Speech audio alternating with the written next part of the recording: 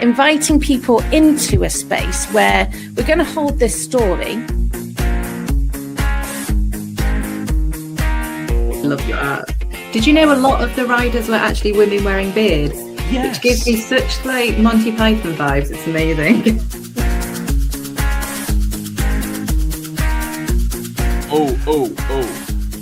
What if Muppets did the Easter story?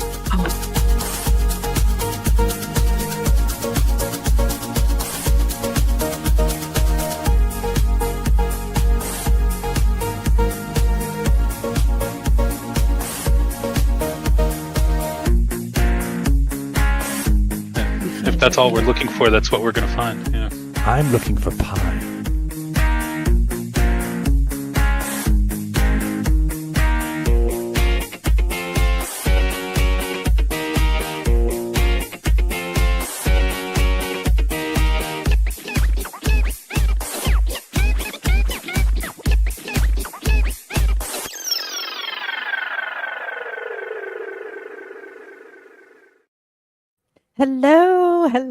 Hello, and a very warm welcome to the Faith and Geekery podcast. It is absolutely lovely that you are joining us, whether that's now live or whether that's later on. You are very, very welcome here because this evening it is time. It's time, lovely geeks, to stretch out those muscles, unroll your mat, make sure that you are hydrated. And if you're not, go and grab yourself a drink right now. Take a deep breath in as we take a deep dive into the wonderful world of yoga, of faith, and all wonderful things geeky. I am Jen, and I'm hosting today, and you are very welcome. And I'm joined by, on my left here, Which is the wrong side if you're viewing on video podcast. Hi, I'm Tim. I'm here reading stuff in the background. And we are joined today by our wonderful guest, Laura. Hi, I'm Laura. I'm ordained, obviously, and I'm a yoga teacher. So here to talk about yoga. Exciting. Thank you so much for being with us, Laura. It is absolutely awesome that you could be here and for us to be talking about a subject which I personally am very excited to be getting stuck into. But I think probably Christians all over the place are going to be really excited to be thinking more about. So you are very, very welcome. So, Tim, Laura, what have you been geeking up to this week? What has been your main geek love so far this week? I mean, as you can tell, I am exhausted. Because I kind of worked out that I've in some way worked 13 out of the last 14 days, and that's not great. That isn't good. I am intentionally recharging and doing low-key things that I really enjoy doing to kind of just rebuild myself. Like I've made a playlist on Spotify for a new D&D character I'm playing. Nice. Getting motivated through the music. And it's curated in such a way you can actually follow their backstory in It's a order. backstory playlist for D&D It's a backstory character. playlist for a D&D character. And did you know already before you started setting it up, or was the journey happening through the music as you were going along? I knew what the backstory was, and then as I was reading through it and expanding and rewriting it and doing extra stuff, I was like, "Oh, this sounds like this song," so I added it all. Oh my gosh, it's curated in order. It's one of the only playlists that I will not shuffle. No shuffle. I never shuffle a playlist. I never shuffle a playlist. Oh my gosh. Is this a thing? Do most people shuffle playlists? Okay, I mean, I think so, but I don't want to speak for all people. But yes. All people everywhere, Laura, please, spokesperson for them now. So yeah, that's me. At least 2 out of 3 of us then shuffle playlists. The majority of people probably do. Because I've already curated a playlist, so I will be putting it song by song in the order that my head makes sense of it. Okay, so I do shuffle I have a huge playlist, I do shuffle it, but it always plays the same 15 songs. So I have been thinking I should listen to it through in order, but that would be a huge undertaking.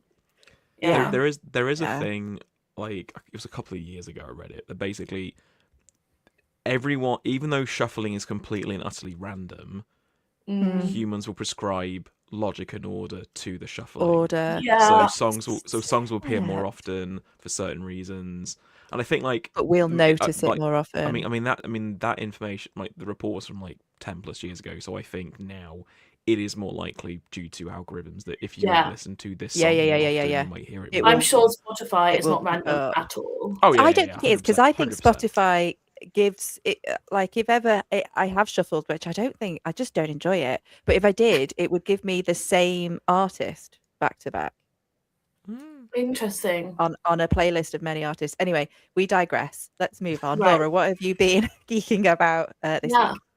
Well, I love horror movies and horror in general. Horror, is that a positive response? Very excited. Tell me immediately what you've been geeking out over. I love horror, and it's been a good week for horror. I went to see Hokum, new horror movie. Good. I loved it. You know, I enjoyed it more than any horror for a little while, like since Weapons, maybe. I loved it anyway. Maybe even, I don't know. I loved it so much. Like, really, really had a fun time. Loads of like fun, like folk horror about it. Also, the first 2 episodes of Widow's Bay on Apple came out this week. I'm obsessed with Widow's Bay. I am completely obsessed. When I thought the whole thing had dropped, so I watched the 2nd episode, like immediately ready to watch the 3rd. Yeah, so sad. Oh my gosh, so sad. I know. I feel like what is Widow's Bay? It's a horror comedy, and I feel it's like so funny. Yeah, but like I feel like horror comedy often doesn't get, either it abandons the horror or it abandons the comedy, right? But I feel like it had some like genuinely like little scares in it, but it also had genuinely funny bits. Like I think it was doing horror and comedy really well. Matthew Rhys is a joy. I was just enjoying Matthew Rhys is amazing, but so is, I can't remember her name now, which is terrible. And she was in something else that was brilliant. Anyway, the actress, the other main actress, essentially, I think she's awesome. She's so and she's so like. I think I could watch her and it's really easy to miss because it's an incredibly subtle performance, but it's very, very clever. And I think also keep an eye on her because something's going to happen. When she said, there was a moment, no spoilers, when her character said she has to sleep with the dresser behind the door because she experienced somebody breaking into her room trying to murder her. It was just and she does it all the time. She just like throws this thing away and you're like, what? Like double back, and then I love it. It's brilliant. So good, really good. What did you think of Sinners? Did you like Sinners? I loved Sinners. I thought it was excellent. Yeah, that you're talking about the film. Yeah. I just rewatched it with I just rewatched it with my mum like a week ago because my mum she doesn't like any movies unless like things explode or like, you know, vampires counts, right? Like, so like it took me, so I had to like convince her because obviously the first hour is a bit slow and, you know, it's got a lot of drama. And I was like, don't worry, like soon people are going to start like, you know. Yeah. It's a Dusk Till Dawn kind of, okay, this is what this is about now. But then also the whole thing is just awesome. About we loved it things. so much. Yeah. Snap. Yeah. Awesome. Awesome. Sounds like that's been a fun horror week. Love it. It has. Yes. Yeah. So I have been geeking out over, well, I've had a slightly quieter week because I actually finished work. I'm in the middle of changing jobs. So I had my very last Sunday at church. And so I've actually had a week off, including the first Sunday off in quite a wee while. So I've been jigsawing. Oh, wait, you can't see. Nice. For those that are viewing this from at home, we can't really see the puzzle. It's blurring into the background. Oh, it's football stuff. We got a hint. Or Everest badges, Yeti. Oh, okay, no. It's the ride in Disney, but it combines 2 things that I love. Wait, and maybe I should turn this off because you're going to need to be able to see. I don't know if I'm going to be able to do that fast. Oh no, how's that? Is that better? Okay, then this arrived today. Oh well, hello. From my mum and dad. Wonderful.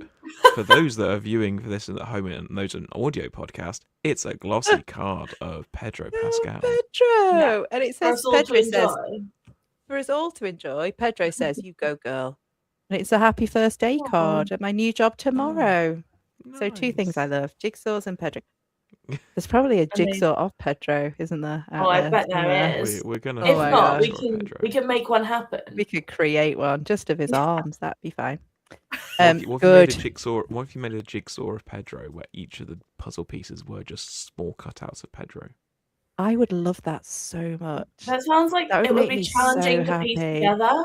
But if It you would think we be can a make it happen, challenging jigsaw. I mean, we could probably I make it love that. happen.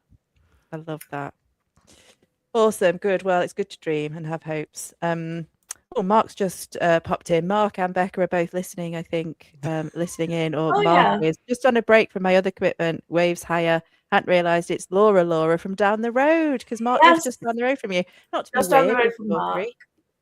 Say Yeah, again. like not to be weird or stalkery. It's no. a normal down the road No, clergy colleague. yeah. Yeah. Yeah, no, his bit. church is probably the closest church to my church that I can think Yeah. of. Sorry to any church I've forgotten, but it's literally just down the road. Yeah. That church that you just snubbed massively. In Yeah, no way was I sorry. suggesting you were weird or stalkery, Mark. Sorry, that wasn't. That was just to help people understand that you do genuinely know. And formal apology to Mark. Sorry. Very good. I think we should move on really fast to the geeky news. Do you agree? This Piers? is the Faith and Geekery News, broadcast to your home and around the world. You can take that as an agreed yes. Just an absolute yes. And this evening, this is slightly delayed, but happy National BSL Day to all who celebrate. It was actually a couple of weeks ago, but I missed the deadline for last week. Anybody know how to say happy BSL Day in BSL? Shall I teach you? Is it on the screen? It's kind of, yes, you're spelling it out there. So happy is clap your hands together like this, happy. Yeah. And then B is like this, B. And then two little fingers together for S. And then L is one finger on the palm. And then day is like that. Day. Good job. Well done. Nice. So happy BSL Day, everybody. And yeah, it'd be good to do some more BSLing, I think, if we possibly can on the podcast. Evangeline Lilly speaks out as Disney. Sorry. Did the BSL Day coincide with Disney launching all the BSL versions of their songs? They launched BSL versions, not ASL have you not seen versions. that? No, I would like to see that. They've done a BSL version of Let It Go. They've done a BSL version That's of... very cool. There's a BSL one from Moana, BSL one from... I'll find the links and send them to you. But they've done all their big musical numbers in Disney movies. They've done BSL versions. I'm guessing it did in the animation as well. In the animation, that is so cool. I love that. Yeah. Next screen says Evangeline Lilly speaks out. So Evangeline Lilly is Wasp. Hope Van from Ant-Man. Yes, thank you. Speaks out as Disney lay off most of Marvel's visual development team, meaning the actual artists, because they have decided to go down the AI route, which is very, very disappointing. And it's a lot of people, including the person who worked, I think, head of artistic development, like as in really high up with Ant-Man and the Wasp. So she knows him directly, and he's done a lot of good stuff and is now unemployed, which seems very, very short-sighted and not great. Death in Paradise has been renewed for 2 more seasons. Any Death in Paradise fans currently? No, I just remember neither. when they had Ben Miller? Yeah. Was it Ben Miller? Yes, because it's Alexander Armstrong and Ben Miller. I remember when Ben Miller was on, and I remember it was a Christmas special where he died. Yeah. But... My mum used to watch it. Yeah. Yeah. I don't know people who watch it now, but they must still, because it's just been renewed for 2 more seasons. So happy day for those Death in Paradise geeky folk. And lastly, we have, is this true? Is this real? Yes. The Celeb Traitors goes real. in on comedy lineup. There is a full list that they released, and it the is full list is a stacked list. It really is. It is like way more celebrities than these celebrity shows ever get, isn't it? I think this looks like, you know, when you play that game, Bella Ramsey. Yeah, yeah. amazing. They are one of the the best confirmed persons cast. ever. The confirmed cast. I have the list up. You got Amal Rajan, who's the journal and broadcaster who also now presents at the moment University Challenge. Bella Ramsey, James Acaster, James Yes. Blunt, Jerry Richard E. Hall, Grant. Joanna McNally, Joe Lycett, Julia Hemsmoldhaler, Miranda. King Kenny, Leanne Pincock, Maya Jammer, Michael Sheen, Miranda Hart, Michael Sheen. Wild. Professor Hannah Is Fry, wild. Professor Hannah Fry, She's Richard my E. Grant, crush. She's Rob my proper Rob crush. Beckett, and Ramesh Ranganathan, Yeah. Sebastian So Croft, Sharon funny. Rooney, but most importantly, Ross Kemp. Ross Kemp. Ross Well, he definitely Kemp. did it. What a didn't he? lineup. He definitely did it. Oh, I'm I'm telling so you now, excited. that is like some. You know that game you play when you like you say who would you invite to a dinner party? Yes. You can invite anybody, living or dead. That's the lineup, though. Obviously, they're all still Literally. alive, but like I that's literally, the lineup. It's amazing. I literally never watch reality TV. Like I never do because there's so much like TV I want to watch. But even Yeah. I am gonna have Yeah. to watch this. There's just 100%. like I'm so many persuaded. people. Yeah. I I'm really want to see persuaded. Michael Sheen and Richard E. Grant just in a room, like sipping wine and just watching everyone. Michael Because- Sheen and Miranda, they're going to be amazing. Oh, Michael Sheen is at Greenbelt this year. I don't know if anybody spotted the Greenbelt he line. is. He's there virtually.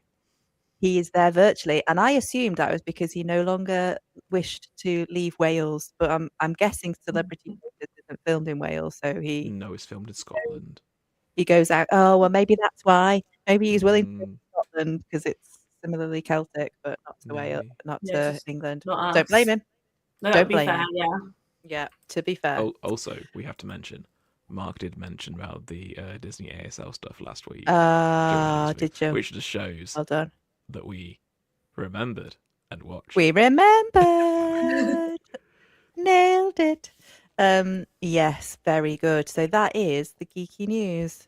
This is the Faith and Geekery News, broadcast to your home and around the world. I'm shook though. I am shooketh by Celebrity Traitors. I am genuinely excited.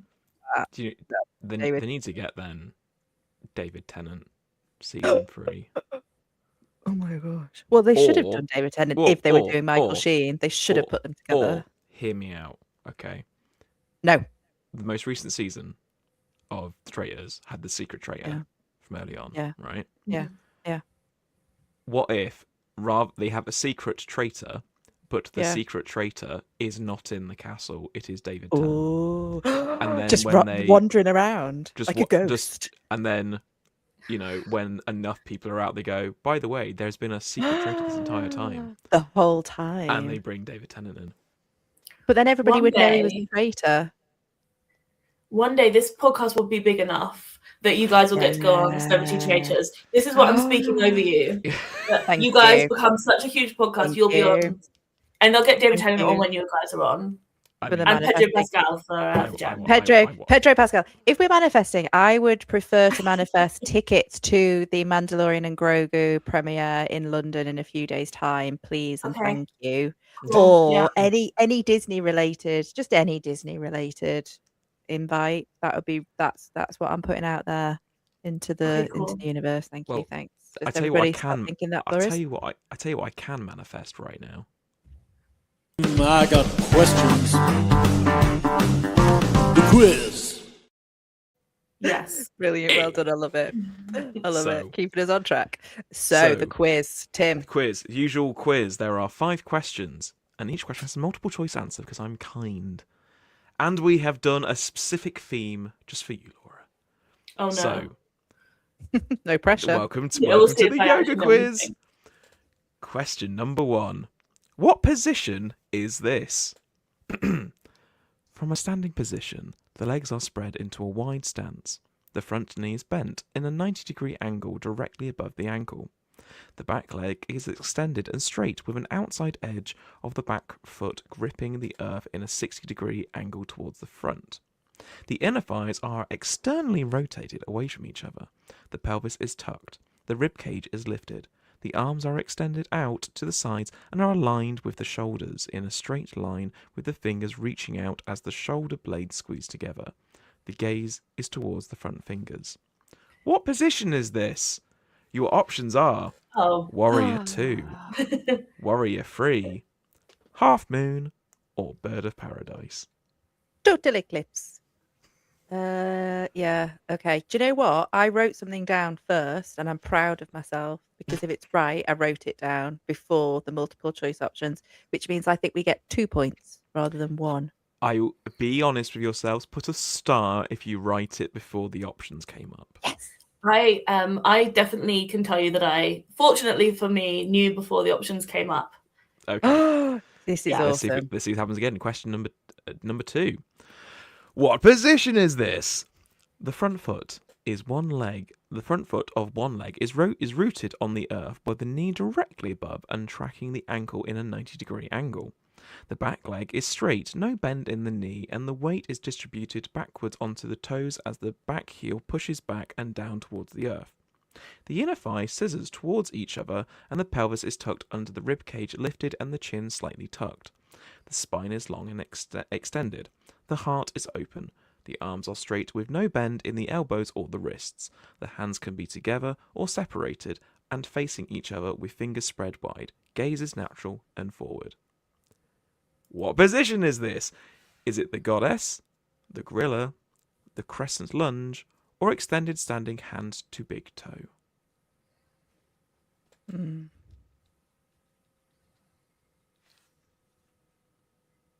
don't know.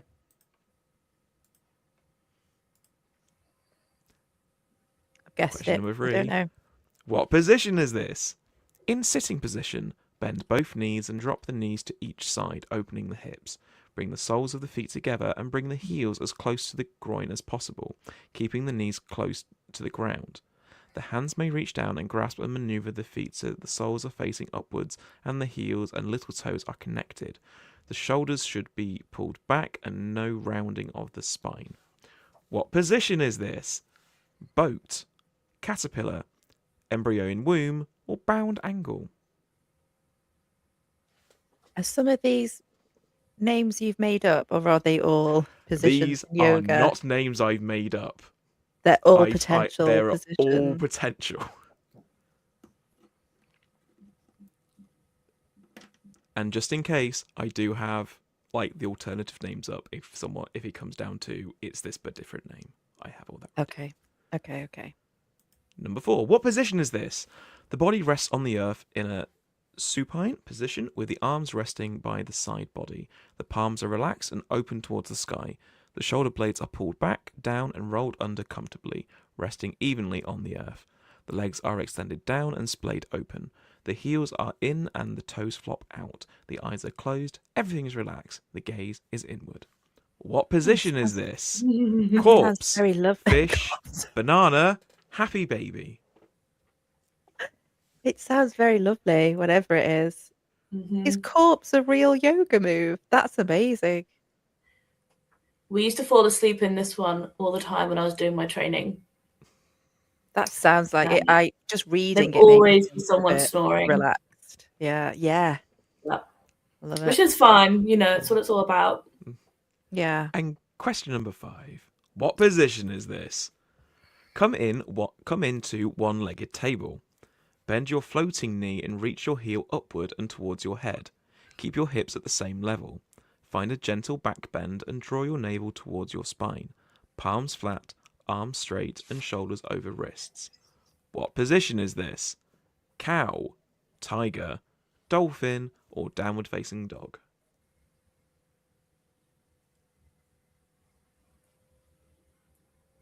Don't know. Let's do the answers.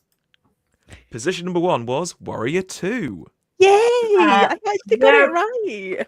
Yeah, and Virabhadrasana is its Sanskrit name. That is correct. Nice. Number 2 was Crescent Lunge. Yep. Also known as... Crescent lunge is not a term we used in my yoga school, but they do vary. Okay. What have you got it down as in Sanskrit? Wow. Asking a dyslexic to try and pronounce this. The Ashta Chandrasana. Okay. Yeah. Okay. Cool. Number 3 was the bound angle. Yeah. Baddha Nice. Correct. So classy. Number 4 was corpse, also known as Shavasana. Yeah, that's the one for a nice nap at the end. That sounds amazing. And number 5 was tiger, also known as. You tell me. We didn't use tiger either as in use a name. Wow. Come on, Tim. You can do it. Schools have different names. Schools have different names. So like we didn't. My school didn't have tiger pose, but I'm sure we had something that was the same. I can just like Google it and I can tell you. I mean, I'm gonna type it into. Yeah, we definitely Viagrasana. We definitely did this. I do this all the time in classes, but I've never heard it called tiger, but I'm sure it is. Yeah. You know, different schools they'll use names or they won't use names. Like that's something we always just do, like a variation on tabletop. It's not a fun pose though. There you go. Nice. So 5 poses, 5 answers. And there you go.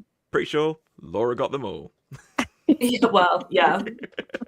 Fortunately, I was really worried that you were about to show that I didn't actually know anything about yoga. Such a horrible test for the guest.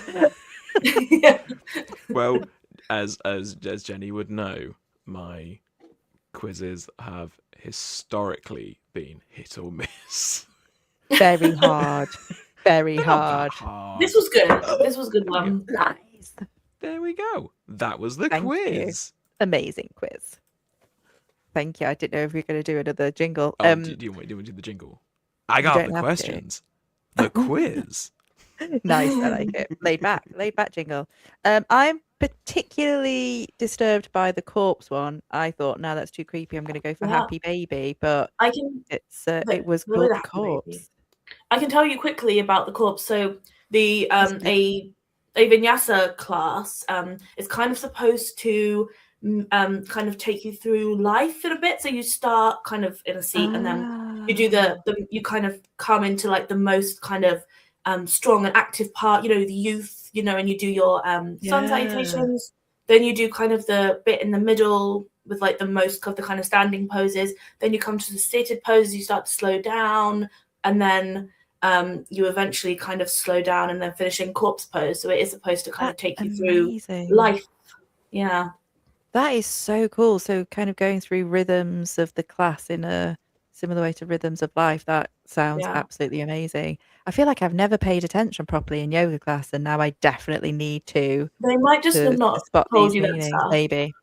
Yeah. That is very cool.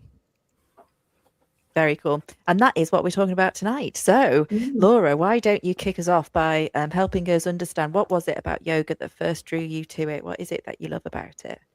Yeah, so I first did yoga when I was at uni. And I had a flatmate who did a bit of yoga. And actually, you know, from my background, my kind of Christian upbringing, I was a little...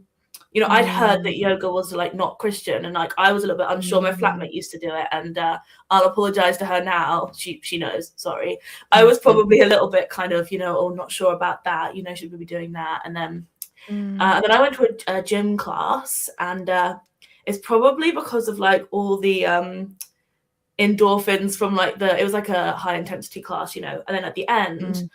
The teacher was like, "Oh, we're going to do a few like yoga poses to stretch out," and we went into downward dog, which is the one where you make like a mountain shape with your body, stick your butt up in the air, and I guess it was like the being like out of breath and then going upside down and like the blood rushed to my head, but I had some kind of like kind of experience of like, I don't know, the universe. I was like, whoa, like I don't know, for some reason I loved it. And I started practicing, and you know, I am not famously like an organized person at all, or like someone who makes time for things, or like is very good at making habits.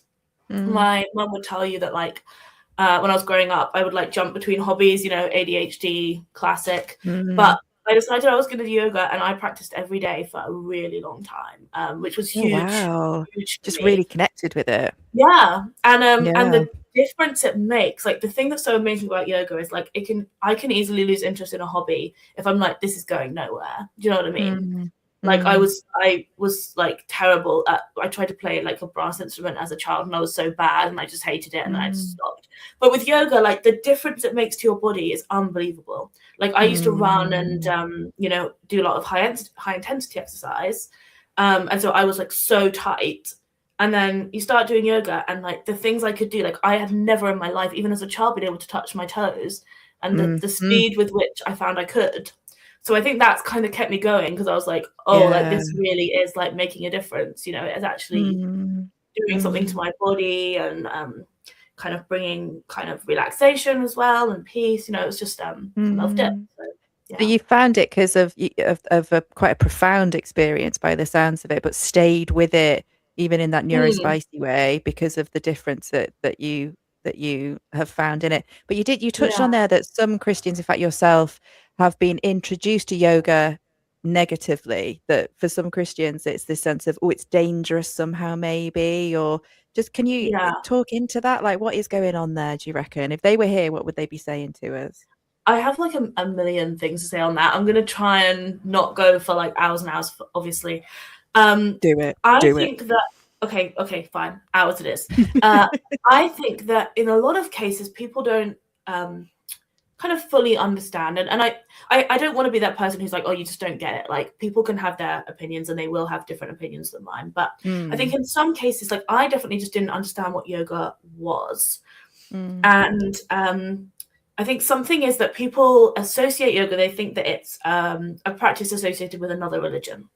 And actually yoga, I mean, it's really, really ancient practice. So there's evidence that it's been practiced from like, thousands of years before Christ, like for a really long time.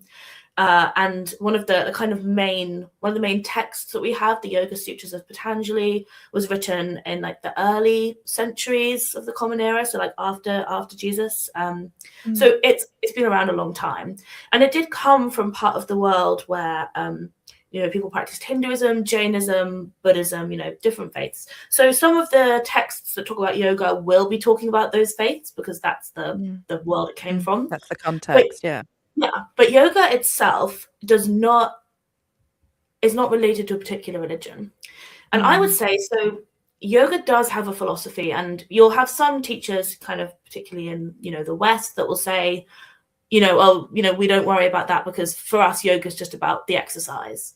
But you won't hear me saying that, because I think even though a huge part of it for us is the physical practice, which we call asana, the postures, that's only one of 8 limbs of yoga. And so you're not going to hear me in a class say, we only worry about the physical practice, because I don't think that's really fair to the history. Becomes a bit like cultural appropriation for me, kind of, if we only take the part that we want to take. So I do care about the philosophy. You will hear me talk about it if you come to one of my classes. But I think that yoga philosophy, and like anything that's this old, people have different interpretations. So people will disagree with me, and this is fine. But I would say that yoga asks you to believe in a higher power, but it doesn't tell you what that higher power should be. So when I was doing my yoga teacher training, which I did the intensive 1 month, 200 hours, really intense, but really wonderful experience. Myself and one other woman were Christians. So for us, the higher power was Jesus Christ and God, and how we understood God. There were people of other faiths, so they had a different higher power. And then there were atheists, one particular person who was definitely an atheist. And for her, the higher power was, love or connection, universe. You can decide what that is for yourself, but yoga does say like there has to be something more than you. And when I was on my training, I always felt like the things we were learning about the philosophy fit in really well with what I believed about the world, and about the fact that it is about more than me, and I need to connect with my body and myself and with God. So for example, in a minute I'll like slow down, but do you know this pose that people do when they're meditating? It's a mudra. I can't remember the name of the specific mudra because I'm a bad yoga teacher, but it's one that you'll see people do, and it helps with balance if you're doing a balancing pose. And it literally represents the person and the universe or the higher power or the divine connecting, right? Wow. That's what yoga is about, connecting to yourself, but also connecting to something bigger. And it's always helped me to connect with God. If I think about the day of meditation that we did on training, I've never felt like so close to Jesus when I had a whole day to just have stillness and do a bit of the movement, but a lot of stillness. And I'm usually terrible at stillness, but yoga helps me to do that. So that's some of the things I think about that. But I can say way more about that if you have other questions. That's absolutely fascinating. So yoga philosophy doesn't, am I hearing this right? Doesn't describe or dictate what or who the higher power is. It just says that what we need to be doing is engaging with the concept of higher power, and that we can connect with and can know and be known by. There's a sense of connection in it. That's amazing. I never knew that. That's amazing. I mean, like I said, people do, like we have with the Bible, right? They're really, really old texts, and people do interpret them differently. That's the way that I was taught it, and the way that I kind of understand it is that at the time a lot of people were using yoga alongside like Hinduism or whatever, because that's what they were doing. But I think I can also use it alongside Christianity. It's got some ideas, and do I, if I read all the old texts of yoga, which would be a wonderful thing that I'll probably not ever do, but if I read everything, would there be some things that I don't agree with? Of course there would. As with any philosophy, plenty of Christians have ideas that I don't agree with, but you wrestle with that, right? And I consider myself a yogi because it's something that I am trying to figure out and wrestle with, and not something that I just think, well, all of this is easy and simple. So much in it is compatible with your faith. There's so much in it where actually it deepens your faith and your faith. And that's absolutely fast. I think maybe when I've been to a yoga class, I think I've gone along assuming I listen to what the teacher's teaching, and that is yoga with a capital Y, like that's it. Whereas actually I'm thinking about it, that's their version, their understanding through their own framework. In the same way, when we go to a church, we can assume in a church, if we've only been to one church and we've been told, something our whole lives, that's what Christianity is, and we go to another church and all of a sudden we're like, okay, different way of being it. Yeah, that's fascinating. I'll quickly, because I think it's important, I'll quickly just tell you what the 8 limbs of yoga are. So there's the yamas, which is the kind of external ethics, so how I engage with other people. We can come back around to some of those if we want. They're very Christian, again, in my opinion. Like there's the niyamas, which are the internal ethics, so like the observances, how I live with myself. Asana is postures. Pranayama is breath work. We do a lot of breath work in yoga, obviously a lot of breathing. There's pratyahara, which I love, sensory withdrawal. So we do different kinds of meditation, trying to there's really fun kinds of meditation where you cover the eyes and ears and mouth and trying to get inside yourself. There's dharana. Okay, apologies, by the way, for my Sanskrit to anyone who's watching who actually speaks Sanskrit. I do my best. I learned in England. So, sounds good to me. Sounds really good. That's concentration, dharana. Dhyana is meditation. And then samadhi is enlightenment. And enlightenment is basically when you do a lot of yoga. Maybe I'll never do this much yoga, but you do a lot of yoga, and you kind of find that you're really connected with the divine, the thing that's bigger than you, and you're able to kind of let go of yourself and just really connect in. And I think as Christians, that's something that we look for, right? We look for that experience of when we might be able to be connected with God. And I find that in when I'm receiving Holy Communion, right? That might be the closest thing that I get to that experience of just really being connected with God and being able to let myself go for a bit. And through lots of meditation is another way that we might experience that. And it does sound like I'm like mind blown really about how when you dig into it, how compatible that there is like a framework of compatibility, which is amazing. Go back to what was the second one? Was it the second one? The second one was the niyamas, which is the internal ethics. Yeah, and tell us niyamas is more about external ethics. Yeah, external. Tell us more about the ethical frameworks. Yeah, I will. So the yamas. When I did my training, I got really into these, and my sister would lightly tell me off and make fun of me correctly. So, for example, one of the yamas is asteya, which is non-stealing, right? Now, obviously, we have a law against stealing in Christianity. And so I would say, you know, like when we were in London, and like I would say to my sister, oh, I'm not going to like sneak onto the overground without paying, which is easy to do.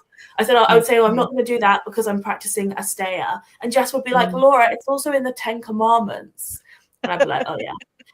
But like, obviously, you know, I care about the 10 Commandments. But like, you know, there is all this overlap, right? So we have non-violence is one of them, ahimsa, truthfulness, satire, brahmacharya, which I'm probably pronouncing wrong. That's about the right use of energy and like moderation. And sometimes celibacy comes into that for people who are called celibacy. And then my favorite one, which I always talk about getting tattooed, but I think that would be like maybe too basic of a thing to do, but I think about it a lot, is a parigraha, which can be translated as like non-greed or non-hoarding. But my favorite translation that my yoga teacher used, my teacher, and when I was doing my training, was non-grasping. So it's about like not always kind of grasping for something more, not always trying to like get more stuff, but like being able, and it's connected to one of the niyamas, which is the internal ethics, is santosha, which is contentment. So it's, and I think that's such a Christian idea of like, it's hugely Christian. Yeah, we think about, don't we? Like, it's not being content with what you have and present moment God has given you, and not kind of also stuff. Is it? Wait, I'm terrible at remembering where things are from the Bible. But when I think Paul writes it down. Jesus didn't hold on to equality with God, but I think you can translate it. He didn't grasp at equality. He emptied himself. Right. He didn't grasp at equality with God. That really resonated when you said that. Yeah, really kind of Christ-like in that way. That is awesome. That is so cool. So there's so much, you know, and then there's more, but we don't have to go through all of them. But my least favorite is a saucha, which is cleanliness, because like I said, I have ADHD, and my house is a pure chaos. And my teacher would always say, you know, it's really important that we practice our saucha, you know, our cleanliness. And I would just like look at the space I practice yoga in, it's total mess. But you know, it's all about just like we try our best, right? None of us are perfect people. Yeah, absolutely. Yeah, and some things are going to come more naturally to us than other things. Presumably, some things are going to. For me, I think the physical stuff would be maybe. I also have ADHD, so I'm not going to show you any other part of my house than the bit that you can see, which is relatively tidy, but most of it's awful. So that's tricky. But also, I think physically, I would struggle. Every time I've done yoga, it's been a physical. I felt I went into it going, oh, it's just a bit of stretching, and came out feeling like I might die. That my muscles might have just expired. Like it's hard, right? Like it's a tough exercise. It can be. And I love, you know, there's so many different kinds of yoga, like of kinds of physical practice. I'm a Vinyasa flow teacher. That's my training. I've also trained to teach chair yoga and kids yoga because I'm really interested in teaching people through the whole spectrum of ability and what they can do. I did chair yoga because they have a class here, and I wanted to pop along and support it. So I went along and went thinking, oh, this is full of, not to be pejorative, but older people, because that's appropriate for them. They can't get down on the floor anymore, so they sit on a chair. I was exhausted by the end of that class. Hats off to them. It was hard work in the end. Yeah. Tell us a little bit more about, we're here at Faith and Geekery. We are a bunch of neurospicy people. You don't have to be, formal apology to older people. Thank you, Tim. You don't have to be neurospicy to fit in here, but it really helps because most of us are. So tell us a little bit more about neurospiciness and yoga. It sounds like there's been quite a lot of framework focus, but not in a horrible way that feels awful, but in a really good, life-giving way by the Tell us more about the intersection of your neurospiciness and yoga.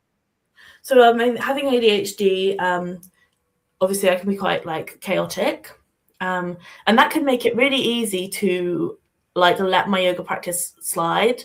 But then the times when I'm letting it slide because I'm pure chaos is actually the time that I need it most, right? As with any form of prayer and spirituality and anything that's connecting you to God and to yourself, like you let it go when you actually need it, right? And so, but like the whole people talk about, you know, the Zen, that is real. Like when I did my yoga teacher training, I took a month off of work when I was a children's worker in London, and spent a month just doing yoga all day. So we do 2 hours in the morning. We do some philosophy or language or whatever we were doing that day. We do some more. We do some meditation. We'd have like 20 minutes in corpse pose when we all like people would fall asleep, and that's fine.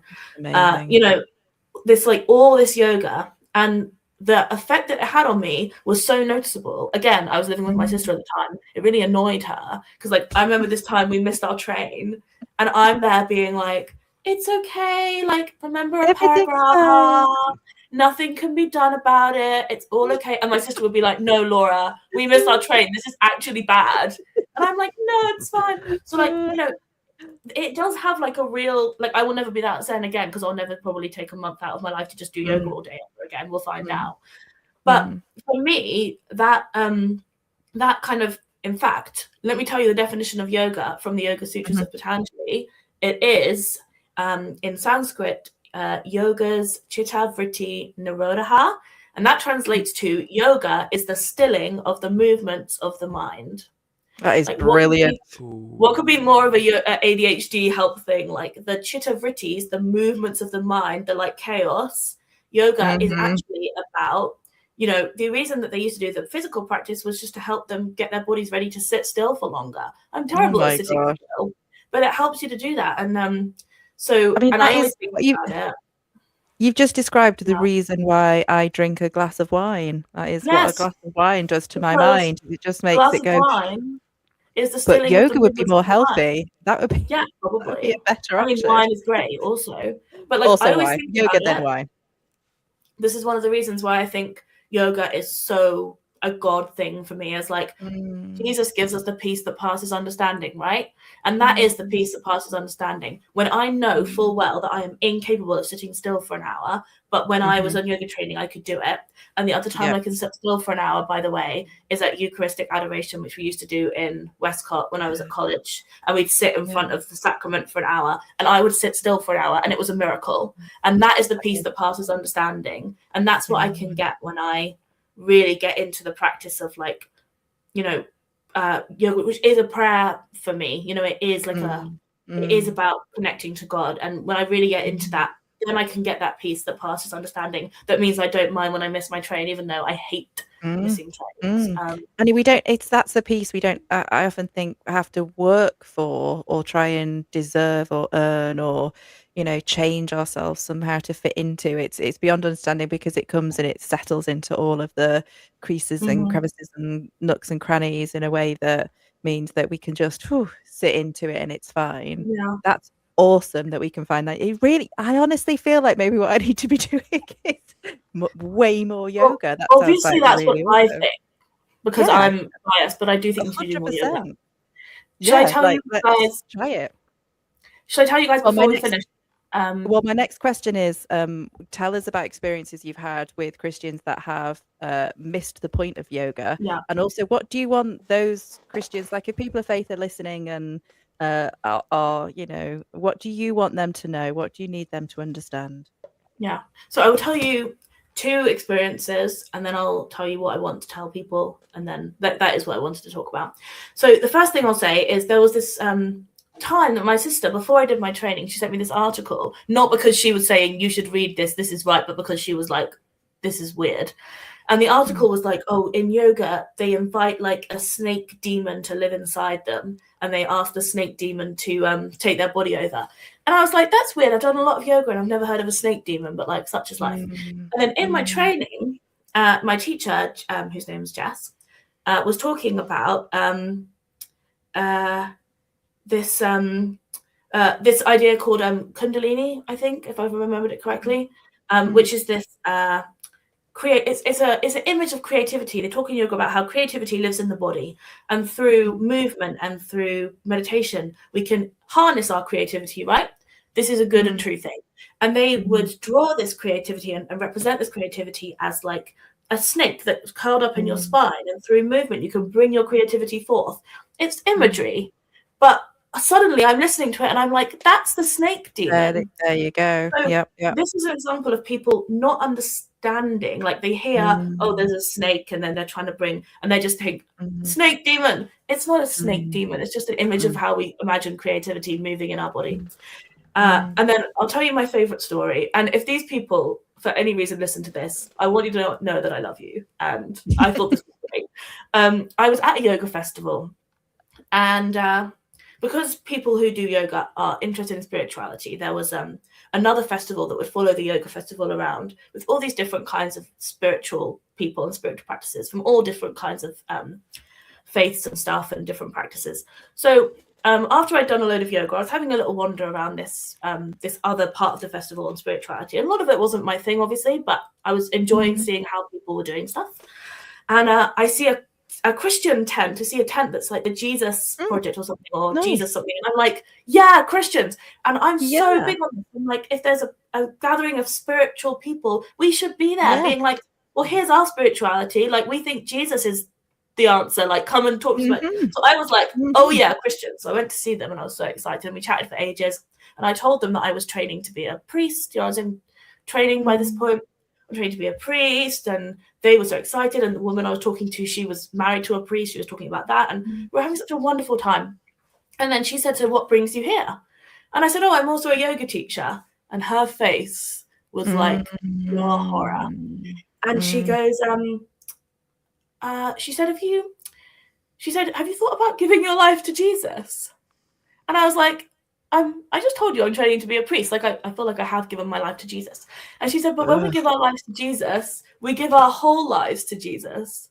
And I was like, and I explained to her the whole thing about like everything I've told you, that I feel like Jesus works with me through yoga and that I can use it to pray. It helps me pray when I can't sit still and all this stuff. And she was still like, but we need to invite Jesus into all the parts of our lives. And I was like, yeah.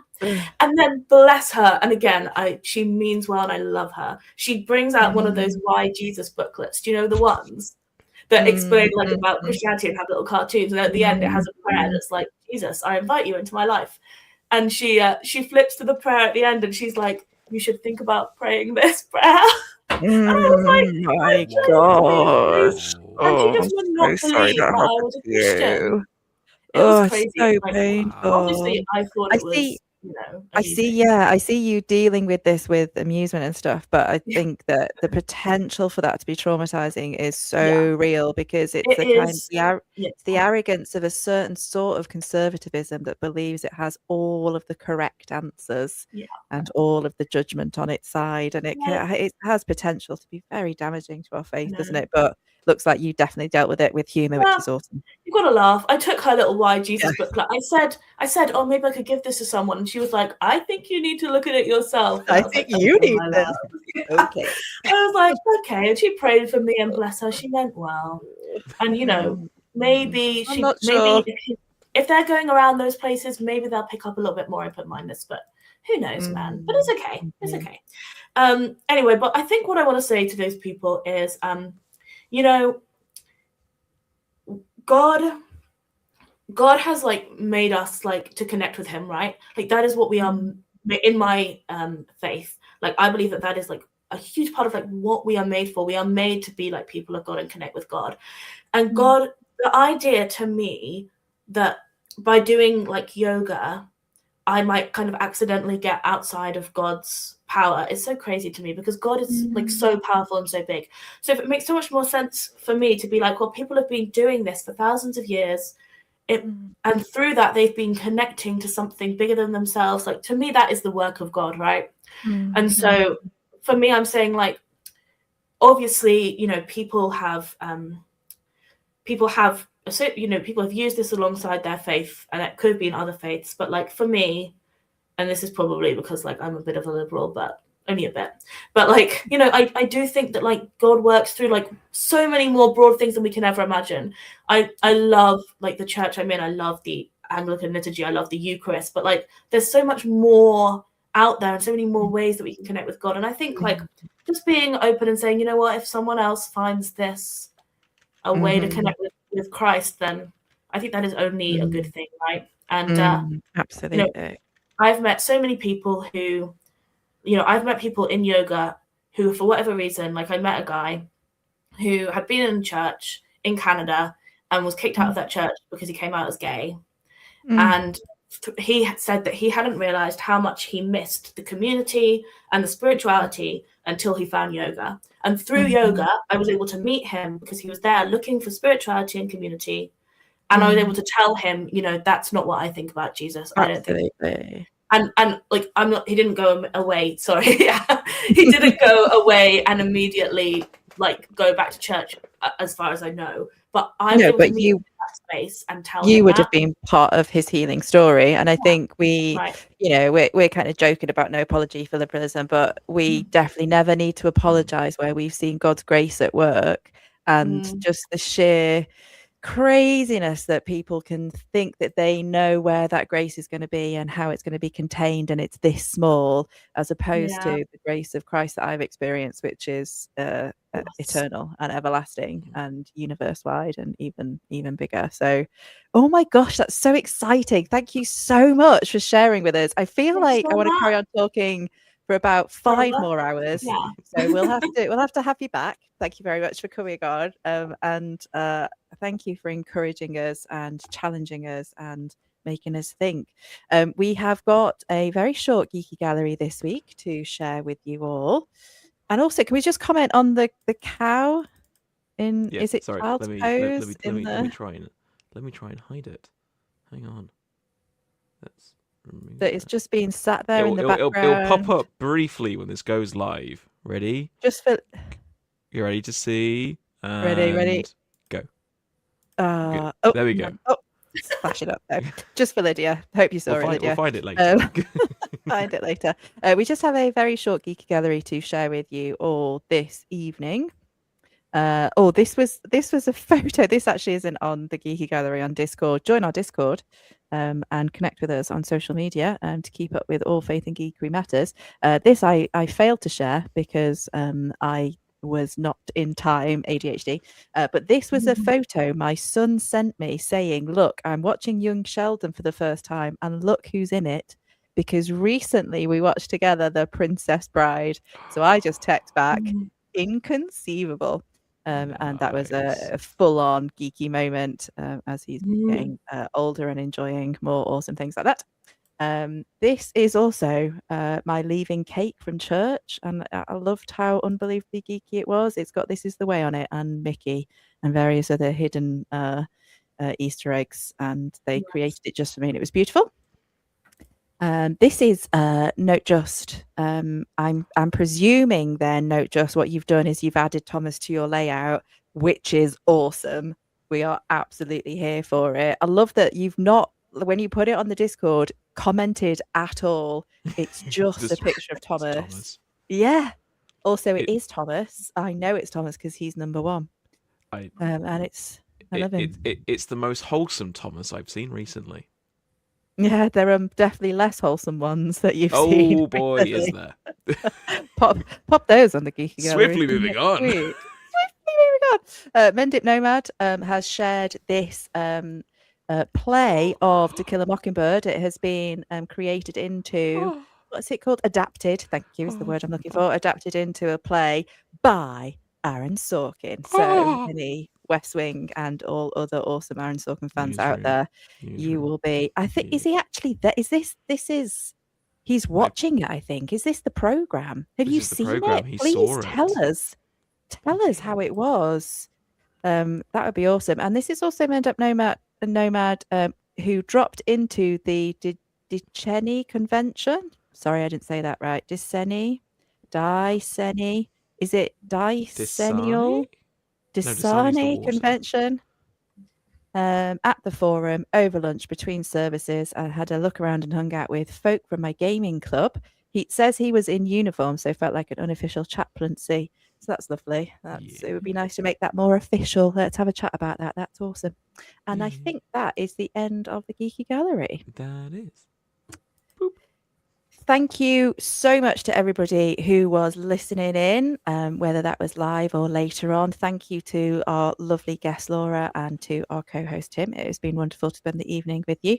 And just to close off, whether you have been challenged tonight or whether you have been affirmed, whatever's happened for you, I hope that this week you find some of that amazing and awesome and awe-inspiring grace that we've been talking about. I hope you find it in small ways and in big ways and in all of the ways that you absolutely need. And until we see you again, geek safe and take care. Bye. Bye. Bye.